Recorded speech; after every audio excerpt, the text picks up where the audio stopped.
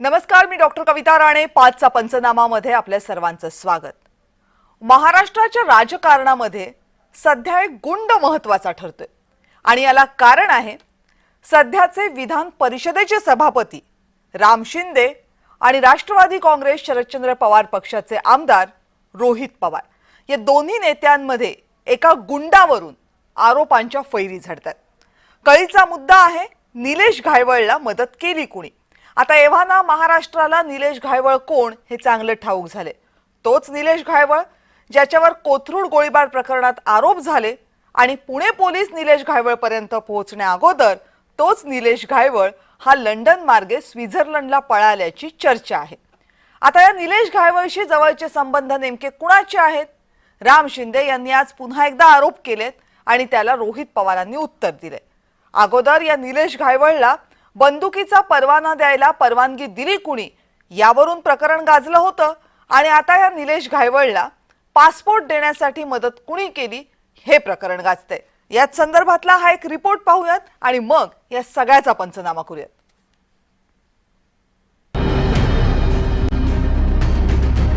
देशातील अनेक राज्यांप्रमाणे महाराष्ट्रातही काही प्रमाणात राजकारणाचं गुन्हेगारीकरण झालंय हे आता काही लपून राहिलं नाहीये.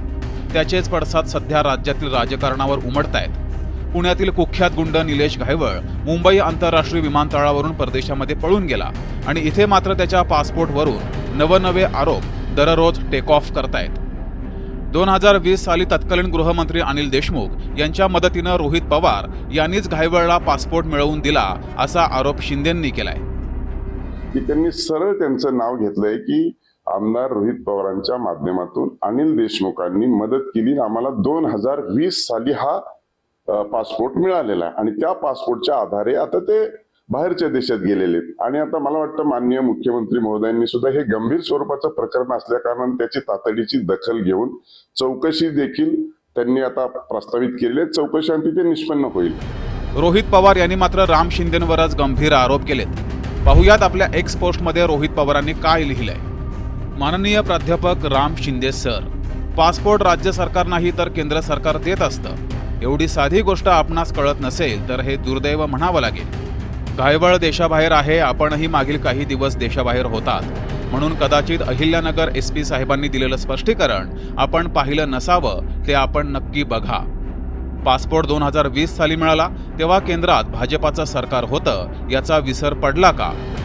ज्यांना आपण राजरोसपणे विधिमंडळामध्ये घेऊन फिरलात, निवडणुकीत स्वतःच्या प्रचारासाठी ज्यांना संपूर्ण मतदारसंघात फिरवलं, जे जाहीरपणे आपले चरण स्पर्श करतात, ज्यांची जाहीरपणे ओळख आपण इतर आमदारांना करून देता, त्यांच्याशी दूरपर्यंतचा संबंध नाही असं कसं?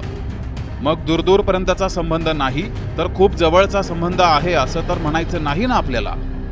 आता प्रकरण अंगलट आल्यानं गोल फिरवण्यापेक्षा घायवळनं तुमचा प्रचार केला की नाही? तुमच्या बहुतांश सभांमध्ये घायवळनं भाषणं केली की नाही? मुख्यमंत्र्यांच्या स्टेजवर तुम्ही घायवळला बसवलं की नाही ते सांगा. मुख्यमंत्र्यांनी घोषित केल्याप्रमाणे पासपोर्ट कुणी दिला, बंदूक परवान्यासाठी कुणी शिफारस केली, या सगळ्याची तत्काळ चौकशी करून सत्य समोर आणा. सरकार तुमचं आहे तर मग घाबरता कशाला? हे सगळं प्रकरण नेमकं काय आहे तेही पाहूया. 18 सप्टेंबरच्या मध्यरात्री पुण्यात निलेश घायवळ टोळीच्या गुंडांकडून तरुणावर गोळीबार झाला. त्याच रात्री दुसऱ्या घटनेत घायवळ गँगच्या काही सदस्यांकडून तरुणावर जीवघेणा हल्ला करण्यात आला. 2 गंभीर घटनांमुळे पुणे पोलीस खडबडून जागे झाले. घायवळ गँगवर कारवाई सुरू झाली. 26 सप्टेंबर रोजी घायवळ आणि 10 साथीदारांवर मोक्का लावला. 28 सप्टेंबर रोजी घायवळ लंडनला पळाला. त्यानंतर घायवळच्या पासपोर्टवरून राजकारण तापलं. डिसेंबर 2019 मध्ये घायवळला पासपोर्ट मिळाला तेव्हा मविया सरकार सत्तेत होतं. रोहित पवारांच्या मदतीनंच घायवळच्या पासपोर्टसाठी पोलिसांनी सकारात्मक अहवाल दिला असा राम शिंदेंचा आरोप आहे. तर घायवळ हा राम शिंदेंचा माणूस आहे असा रोहित पवारांनी प्रत्यारोप केलाय. या सर्व आरोपांमध्ये किती तथ्य आहे हे पोलिसांच्या तपासात समोर येईल अशी आशा आहे. एक गोष्ट मात्र स्पष्ट होतीये की गुन्हेगारीचं राजकीयकरण आणि राजकारणाचं गुन्हेगारीकरण किती विकोपाला गेलंय आणि मोठमोठ्या नेत्यांची देखील त्यात नावं येऊ लागली आहेत ही लज्जास्पद बाब आहे. यशवंतराव चव्हाण, आचार्य अत्रे, SM जोशी, मृणाल गोरे अशी अभिमानास्पद परंपरा असलेल्या महाराष्ट्राच्या राजकारणात गुंड कसे काय शिरले याचा विचार सर्वच राजकीय पक्षांनी करण्याची गरज आहे. ब्युरो रिपोर्ट, जय महाराष्ट्र न्यूज, मुंबई. आणि याच संदर्भात बोलण्यासाठी आता माझ्या सोबत आहेत भाजपचे नेते विनोद वाघ. विनोदजी नमस्कार.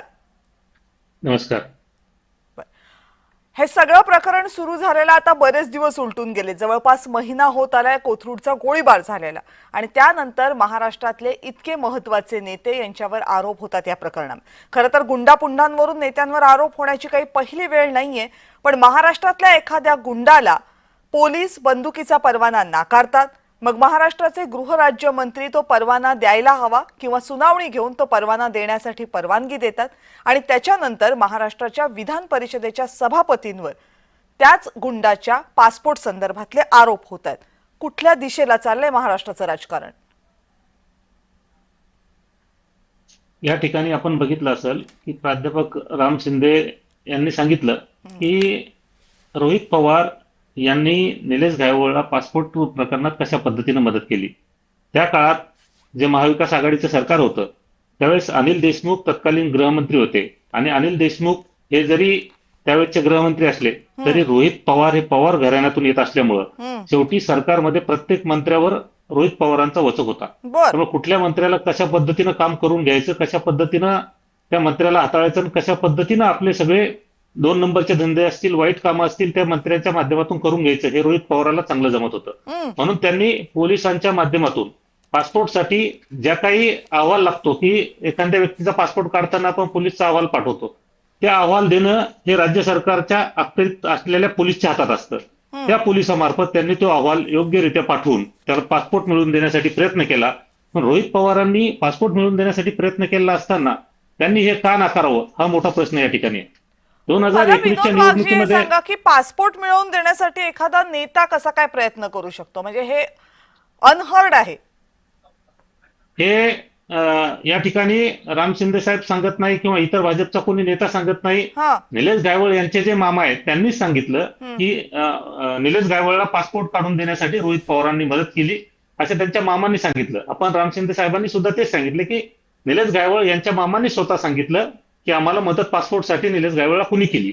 त्यामुळं हा आरोप काही भाजप करत नाही किंवा भाजपचा निलेश गायवळ आणि त्याच्या मामांवर किती विश्वास ठेवायचा हे त्यांचे सगळे कर्तृत्व बघून आपला आपण ठरवायला पाहिजे. प्रश्न माझा हा आहे की निलेश गायवळ सारख्या व्यक्तीला पासपोर्ट मिळवून देण्यासाठी कुठल्याही राजकीय पक्षाची असू देत, मग ती राष्ट्रवादीची असू देत, भाजपची असू देत, दुसऱ्या कोणत्याही पक्षाची असू देत, राजकीय व्यक्ती ही पासपोर्ट मिळवून देण्यासाठी मदत करू शकते काय? आपली काय पासपोर्टची देण्याची यंत्रणा ही काय इतकी पोखरली गेलेली असं आहे का? हेच सांगतोय की ही अशा प्रकारची मदत कुठल्याही गुंडाला कुठल्याच पक्षाच्या कुठल्याच नेत्यांनी करू नये. मग रोहित पवारांनी जर ती केली असेल तर त्या ठिकाणी त्यांनी मान्य करावं.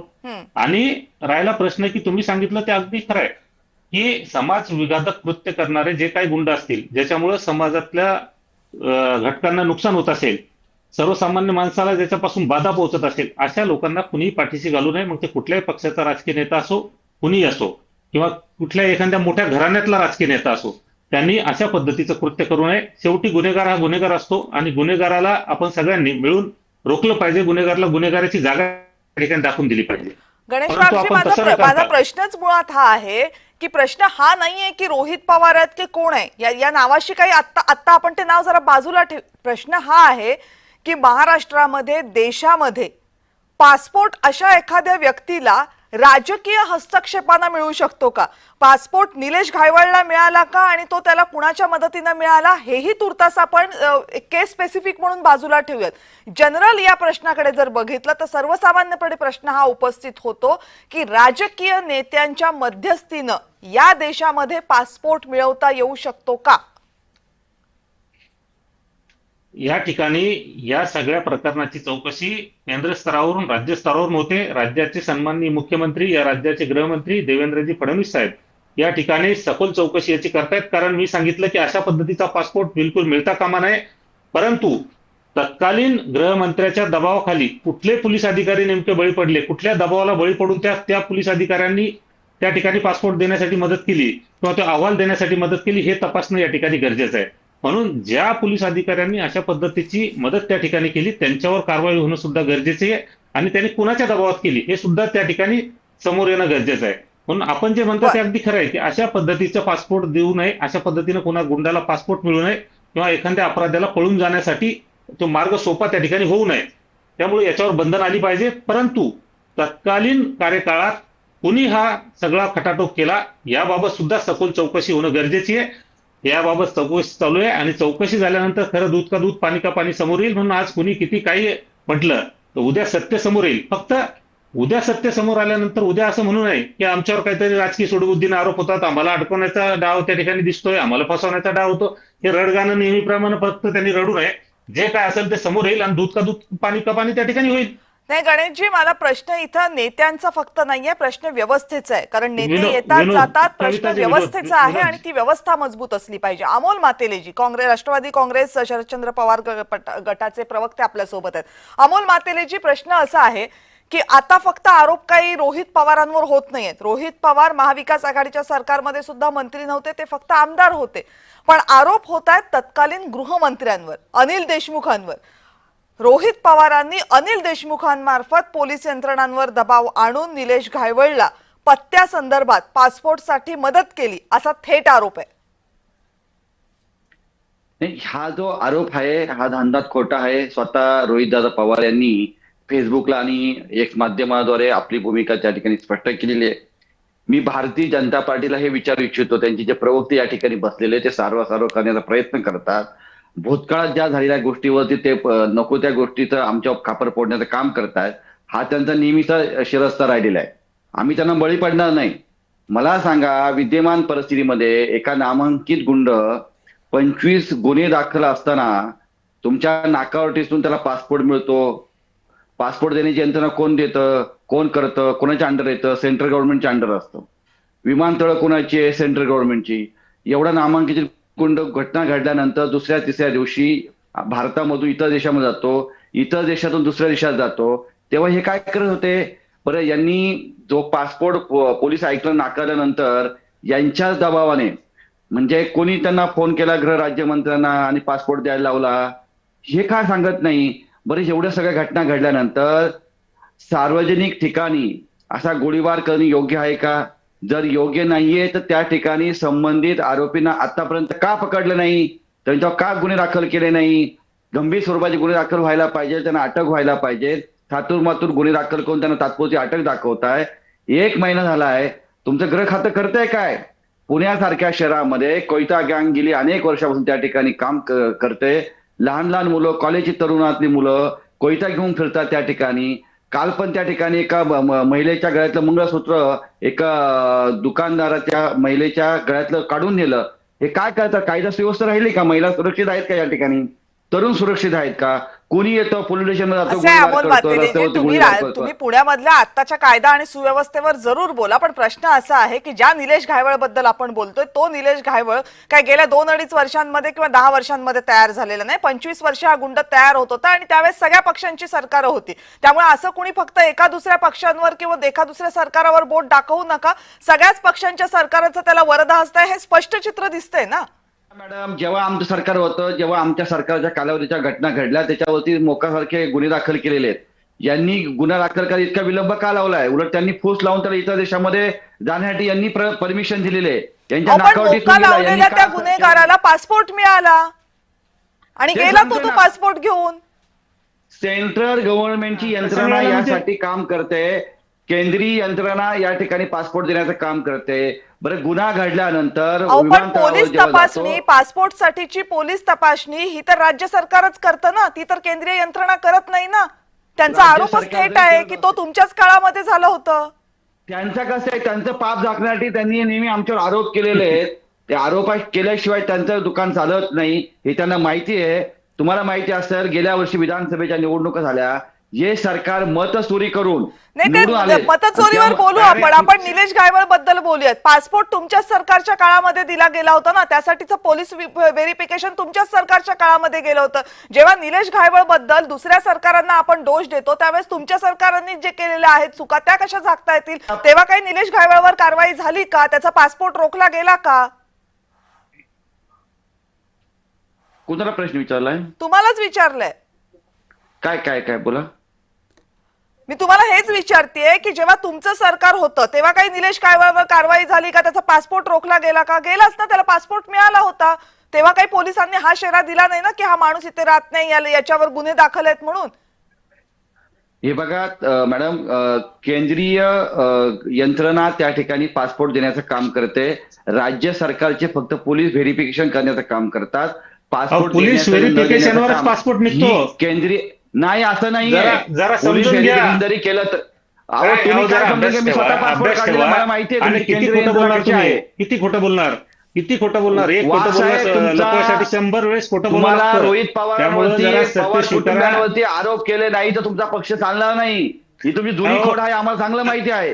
त्याच्यामुळे काही उलट रोहित तुम्ही पवारांना आमच्याकडे मोठं येणार, होण्यासाठी कोणावर तरी आरोप करायला उचलून काय असं दाखवावी आहे लागली? असं आहे की अमोल मातेलेजी आणि वाघ साहेब, तुम्ही दोघांनीही एकमेकांवर आरोप प्रत्यारोप करण्यामध्ये काही हाशील नाही. मुद्दा हा आहे की महाराष्ट्रामध्ये 25 वर्ष एक गुंड पोसला जातो, त्याच्यावर 25 पेक्षा जास्त गुन्हे महाराष्ट्रात पुणे जिल्हा, पुणे शहर याच्यासह महाराष्ट्राच्या विविध जिल्ह्यांमध्ये खंडणीपासून ते खुनाचा खुनापर्यंत सगळे गुन्हे त्याच्यावर दाखल असतात. आणि मग होतं काय? होतं हे की एक दिवस रात्रीचा हा गुंड कोथरूडमध्ये गोळीबार करतो. त्या गोळीबारासंदर्भात पोलीस त्याला पकडायला जातात, तेव्हा तो आपला पासपोर्ट घेऊन निघून जातो. मग काय समोर येतं तर या गुंडाच्या भावाच्या नावावर पोलिसांचं लायसन्स मिळावं बंदुकीचं, यासाठी अर्ज करण्यात आलेला असतो. पोलीस तो अर्ज नाकारतात.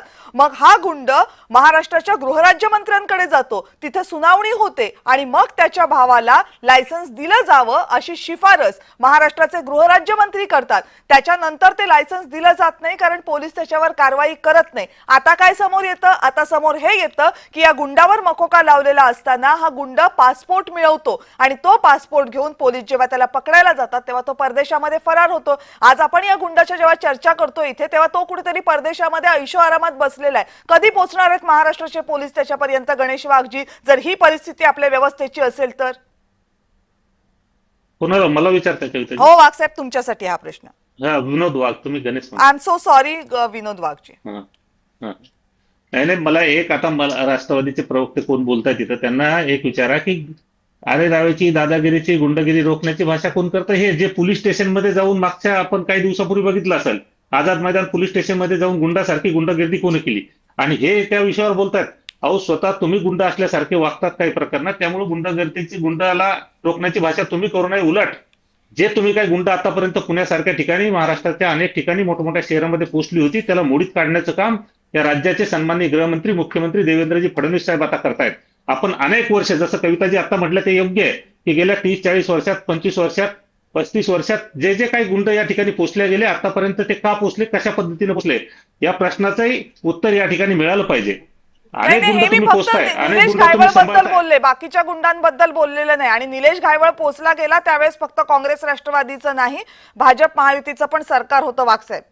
करताय कविताजी ऐका ना, गृह खात्यात किती या जमा राज्यात आहेत? गुंड तुम्ही पोचण्याची गृह सवय खात्यामध्ये कोणी लावली? कोणती या कामं राज्यात करून गुंड देता? तयार तुम्ही करण्याची काय सवय गप्पा कोणी लावली? मारताय? मला सांगा, एक या मिनिट राज्यात अमोल मातेजी, काय- त्यांचं बोलणं पूर्ण होऊ देत. अमोलजी, त्यांचं बोलणं पूर्ण होऊ देत. बोला विनोदजी. पासूनच्या सगळ्या प्रकरणावर पवार साहेबांपासून या ठिकाणी आरोप झालेले आहे की त्यांना परदेशात कोणी मदत केली, मोठं आता सगळ्या त्या प्रकरणात मला जायचं नाही, म्हणून त्या प्रकरणापासून आपल्यावर आरोप होत आहेत. दाऊद पासून अगदी, आता एक निलेश गायवळ एक गुंड आहे, पण त्या मोठा एक दाऊद इब्राहिम सारखा आतंकवादी, दहशतवादी, याच्यावर सारख्या प्रकरणात सुद्धा आपलं नाव आलंय. त्यामुळे आपलंच नाव वारंवार ह्या सगळ्या प्रकरणात काय येतं याचं आत्मपरीक्षण आपण केलं पाहिजे. आणि आपल्याकडे जरा सगळ्यांचे बोटं येतात, सगळे आपल्याकडेच का वारंवार हात करतात याचंही आपण आत्मपरीक्षण त्या ठिकाणी केलं पाहिजे. म्हणून मोठ्या मोठ्या प्रकरणात अशा मोठ्या गुंडांच्या पाठीशी कोण राहतं याबाबत जर राज्यातल्या कुठल्याही जनतेतल्या कुठल्याही व्यक्तीला जर विचारलं तर त्याच्या सगळ्यांच्या माध्यमातून एकच आवाज येईल की फक्त आपल्याकडे त्या ठिकाणी बोट दाखवल्या जाईल. मग असं का होतं? म्हणजे आम्ही आरोप करतो ते सूडबुद्धीनं, आम्ही आरोप करतो ते विरोधक म्हणून, मग सर्वसामान्य जनतेला काय पडलं? सर्वसामान्य जनता आपल्यावर का आरोप करते याबाबत सुद्धा आपण आत्मचिंतन त्या ठिकाणी केलं पाहिजे. आज राज्यातल्या कुणालाही विचारा. ऐका ना वाघजी, पण आता याचंही उत्तर द्या ना की ठीक आहे, तुम्ही हे आरोप करू शकता की तो पासपोर्ट कुणाच्या मदतीनं मिळाला किंवा त्या पासपोर्ट मिळवण्यासाठी त्याला कुणी मदत केली वगैरे, पण तो पासपोर्ट घेऊन तो जेव्हा आत्ता पळालेला आहे तेव्हा त्याला पकडण्यामध्ये आपले पोलीस का अपयशी ठरले? त्याला पळून कसं जाऊ दिलं आपण? या ठिकाणी या सगळ्या प्रकरणाची चौकशी सखोलपणे होते आणि यामध्ये मी तुम्हाला सांगितलं की चौकशी खरं किती काय ते चित्र करताय? आपल्या समोर तुमच्या येईल. नाका टिचून गेला ना तो येईल. दुसऱ्या देशामध्ये. चौकशीत तुमच्या- येईल. तुम्ही जे तुमच्या आता पुढे कार्यालयात तो- फोन केला एक पोलिसांना. मिनिट अहो, अमोलजी चौकशी- येते तुमच्याकडे. हा बोला बोला विनोदजी, पूर्ण करा लवकर म्हणजे अमोलजींकडे जाता येईल. अमोलजी 1 मिनिट थांबा फक्त. हा बोला विनोदजी. फक्त नंतर ओरडायची सवय लावा की आमच्यावर मुद्दाम आरोप केले, आम्हाला फसवले जात आहे, आता काय स्थानिक स्वराज्य संस्थेच्या निवडणुका आल्या म्हणून आम्हाला अटकवले जातं, हे सगळं तयार करून ठेवा बोलायसाठी. कारण तुमचीच नावं सगळ्यामध्ये पुढे येणार आहे. कुणी पळवलं, कसं पळवलं, कुणी मदत केली, या सगळ्या प्रकरणात आतापर्यंत कुणी त्याला पोचलं, 2019च्या निवडणुकीमध्ये प्रचारासाठी कुणी उतरवलं, सन्माननीय राम शिंदे साहेबांच्या विरोधात कशा पद्धतीने निवडणूक जिंकण्यासाठी या गुंडाचा उपयोग आपण केला, या सगळ्या गोष्टी समोर येणार आहे. आणि या आल्यानंतर मात्र आपल्याला तोंड लपवावं लागेल. म्हणून आता तुम्ही, मी सांगितलं ना की तुम्ही ती प्रॅक्टिस करा, की तुम्हाला बोलावं हा लागणार आहे की ठीक आमच्यावर आहे. खोटे हे आरोप होत आहेत, राजकीय फसवलं आरोप जातंय. प्रत्यारोप राहू देत. प्रश्न देशाच्या सुरक्षेचा आहे, फक्त राजकीय आरोप प्रत्यारोपांपुरता मर्यादित नाहीये. अमोलजी बोला. कारवाई करत म्हणतोय, नाही. या- तुम्ही या का पाठीशी राज्यात घालताय? गुंड 1 पोचण्याची मिनिट. आता सवय. विनोदजी तुमचं बोलणं झालंय ना पूर्ण, आता त्यांना बोलू देत ना, त्यांचा मुद्दा पूर्ण करू देत. बोला अमोलजी. भारतीय जनता पार्टी सुसंस्कृतपणाचा आव आणते. साधा प्रश्न आहे. एखादी व्यक्ती नामांकित गुंड आहे, जेव्हा एखाद्या विमानतळावर जाते तेव्हा त्या ठिकाणी चेकिंग केले जाते आणि ह्या गुंडांचे तिथून पळून जाण्यासाठी कोणी फूस दिली, कोणाचा फोन आला त्या ठिकाणी, याची त्यांनी माहिती द्यावी. केंद्रामध्ये यांचे सरकार, सगळे विमानतळ यांच्या अंडरमध्ये, पोलीस सगळे यांचे. मला पोलीस बांधवांना संपूर्णपणे विश्वास आहे महाराष्ट्राच्या, परंतु पोलिसांच्या वारंवार कामामध्ये हस्तक्षेप करण्याचं काम भारतीय जनता पार्टी करते. त्यांना दबाव आणणं, त्यांच्यामध्ये हस्तक्षेप करणं आणि नको ती कामं करून घेणं, म्हणून ही अशी जे गुंड लोक आहेत याच्यामध्ये त्यांच्या भारतीय जनता पार्टीचा वापर करून किंवा भारतीय जनता पार्टी त्यांना पाठबळ देऊन अशा प्रकारे फरार होण्यासाठी मदत करतात. एवढी घटना घडल्यानंतर सार्वजनिक ठिकाणी गोळीबार केलेला आहे. आतापर्यंत का कडक कारवाई नाही केली? वाघ साहेब, तुम्ही खरं भारतीय जनता पार्टीचे कार्यकर्ते असाल, प्रवक्ते असाल, तुमच्या वरिष्ठांना तुम्ही सांगा त्या गुंडांना आपण मुळीच मुसक्या आवडल्या पाहिजे, त्यांच्यावर गंभीर स्वरूपाचे गुन्हे दाखल केले पाहिजे.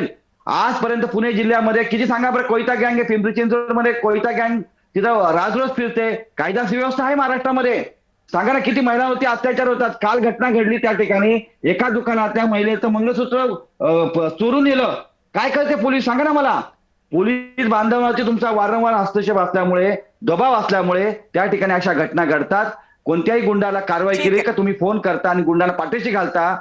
ते जे गुंड आहेत ते राम शिंदे साहेबांच्या बरोबर विधिमंडळामध्ये, मंत्रालयाच्या परिसरामध्ये, सर्व ठिकाणी, सोशल मीडियावरती, टीव्ही चॅनलवरती सगळीकडे दिसतात.